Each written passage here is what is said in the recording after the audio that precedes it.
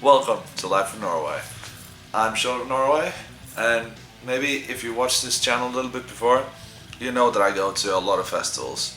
Not just in Norway where I live, but also, you're not going to join, but also in Europe. And today I want to give you a more thorough review of the festivals that I've been to last year and this year, starting off with Norwegian festivals. Blastfest is situated in the beautiful town of Bergen. It's just a very spectacular town, very different from Oslo where I live. High mountains, very beautiful buildings, very old. It's a very must-see place for tourists if you ever decide to come to Norway. So it's just perfect that it has a big metal festival in it in the beginning of the year. All around the town there's a lot of restaurants and bars, obviously.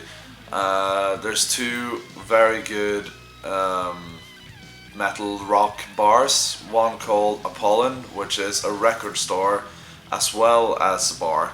As you already figured, since it's a record store and a bar, they sell records, which means that the beer prices are a little bit lower than the other places around Bergen. Then you have Garage, which is literally across the road from Apollo. It holds one of the stages downstairs for the festival, and upstairs there's a bar. Downstairs is really cool, it's really dark, it looks like you're in a cave, pretty Bergen black metal style over the whole place. It's very cool. Now enough about the town, let's talk about the venue. As I said earlier, Garage holds one of the stages downstairs, so I'm not going to talk about that. I'm going to talk about the main venue called USF or USF Verftet. It is situated a little bit too far out of town, if you ask me, because there's no shuttle buses or anything going from the city center and where the hotels are and restaurants and pubs are to and from the festival grounds. So it will take you maybe 40 minutes to walk from the city center, which is okay if you think about a sunny and nice day, but this is Bergen on the west coast of Norway, so it rains all the fucking time. The main stage at USF is pretty big and open. It's very good. Has a very nice VIP stand upstairs, balcony looking over all the crowd and looking straight into the stage. But from downstairs as well, it's open and nice, and you don't feel like it's overcrowded, and the sound is really good. There are two other stages there. One is upstairs, which is a little bit shitty because it's like tight stairwells walking up to it, and it's always a queue getting up there, and it gets filled up if you're not there at like the first second they open the doors. So you have to be quick running up the stairs if you want to see some band upstairs after the main show downstairs. But there's another smaller stage downstairs, which the room is kind of it's not wide enough. So yeah, it's not wide enough. And obviously there's bars in the main venue. There's one big bar downstairs. There's one smaller but also a big stationary bar for the smaller downstairs stage. For the upstairs stage there is like a wee trolley stand that sells beer up there.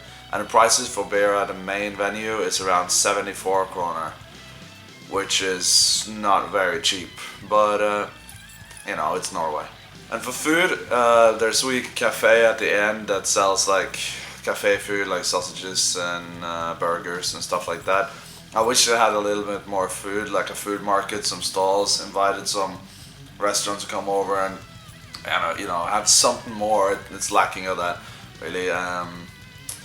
And the main market, like the merch market, it was very small, very awkwardly placed. It was placed like right next to the entry to the VIP, so a lot of people tried to walk through there and they got all confused. The whole market is in one room the size of my living room, so I wish they could do something about that. And overall, I think Blastfest has a lot to learn. But then again, it's a pretty young festival, so you gotta give them a break there. And it's good people running it, real people that really wants to do something for their town and their metal community. So I know they're trying hard, but yeah, let's hope it gets better, so you'll get a better experience there. Now Inferno.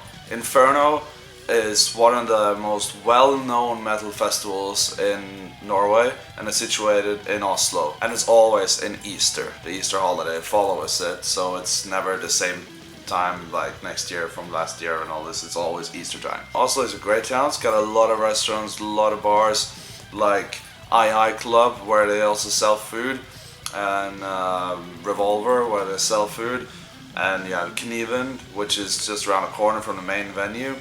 You have Kakadu, which is also just around the corner from the main venue, where it's pretty cheap for alcohol. And you have Rockin, which is the oldest standing, I think, and one of the best metal bars in Oslo town, I would say the best, and it's pretty cheap. And you also have, of course, in the main hotel they have a bar, so yeah, that's pretty cool. The main hotel is one of the biggest and nicest hotels in Oslo city center, called Clarion Hotel or something. And the hotel is usually a very business hotel, very nice and pretty in there, but they all set up for Inferno festival. It's just the hotel is just ready for it. They got beer tasting, they got signings, they got all the things happens in that hotel, and everyone that goes to the festival stay there. Of course there's people staying in other places, but most people stay in Clarion Hotel, and it's a very good vibe in there. It's just parties in all the rooms, and it's great. The venues, you have venues situated around town. You have smaller ones like Blå, you have a Vulcan, which is bigger ones, and you had one called Centralen. Centralen was an old bank, but those small stages were mostly open just for the club night. And the main venue is called Rockefeller. Rockefeller is like one big house in the middle of Oslo. It's smack in the center of town, and it has Rockefeller on top and John D in the bottom.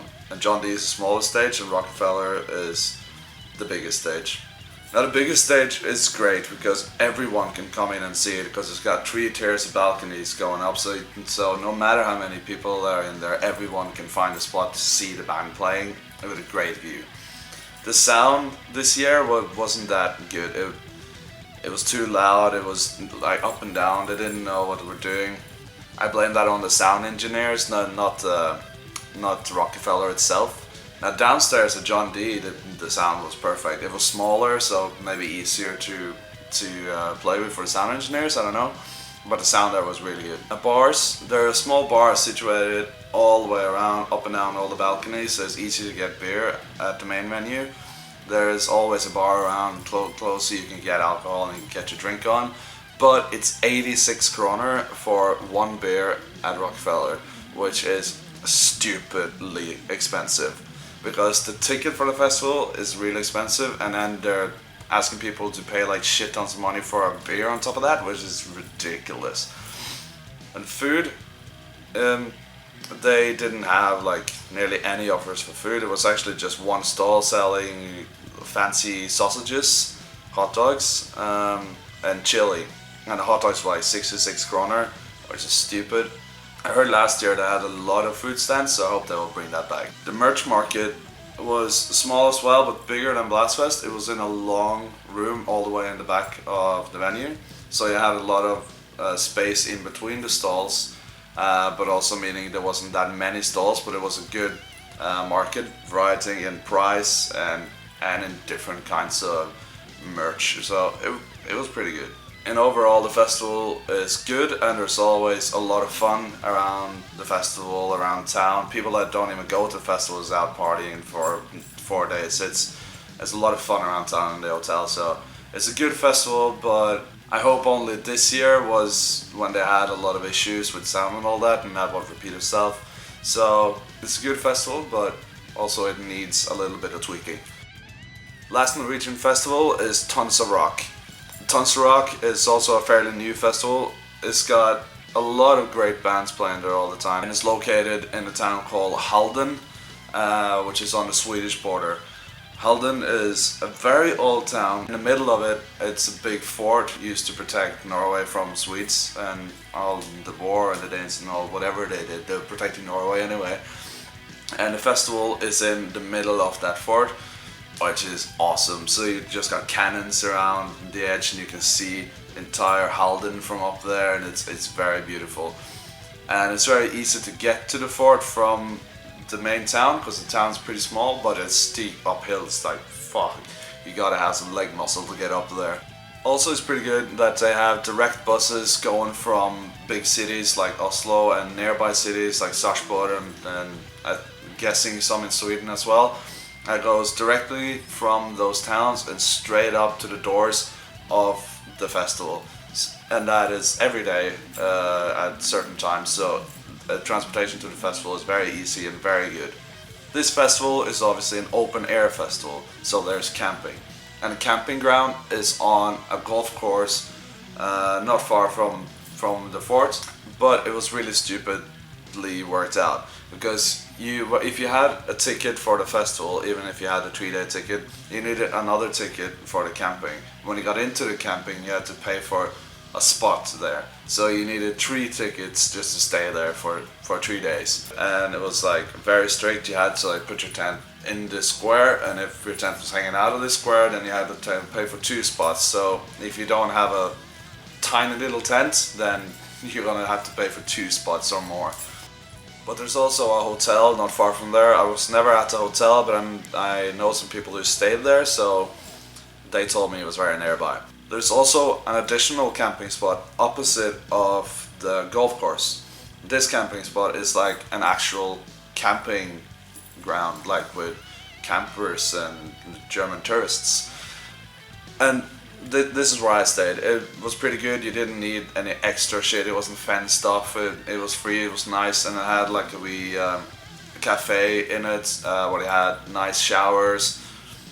And you could get food all day, well not all day, but yeah all day, but not all night. You could actually see the main stage from the top mountain, so we can see when they started playing and we ran down there and see them, so that was good. I recommend staying there and not at the official camping. So there are 3 stages. One is in a circus tent, and that's pretty cool.